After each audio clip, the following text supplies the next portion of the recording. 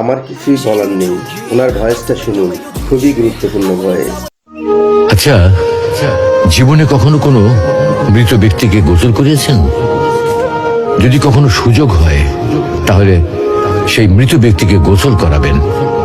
তখন খুব কাছ থেকে দেখবেন মৃত মানুষের দেহটা কতটা অসহায় লাগে, মৃত্যুর পরে মানুষের দেহ কতটা ভয়ের কারণ হয়ে দাঁড়ায়।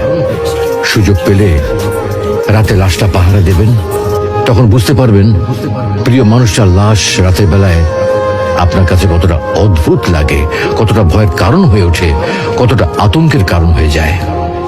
সুযোগ পেলে মৃত ব্যক্তির শরীরে একটু হাত লাগিয়ে কিছুক্ষণ তার স্পর্শ নেবেন।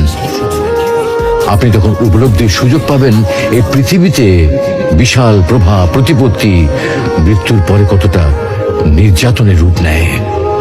সুযোগ পেলে আপনজনদের লাশ কবরে নামাবেন খুব আগ্রহ নিয়ে। শেষবারের মতো মৃতদেহের মুখটি একবার দেখার চেষ্টা করবেন এবং বারবার উপলব্ধি করার চেষ্টা করবেন এই মৃতদের সাথে অনন্তকালের যাত্রার পথে এটাই আপনার জীবনের শেষ দেখা। সুযোগ পেলে মাঝে মধ্যে কবরস্থানে গিয়ে নীরবে কিছুক্ষণ দাঁড়াবেন।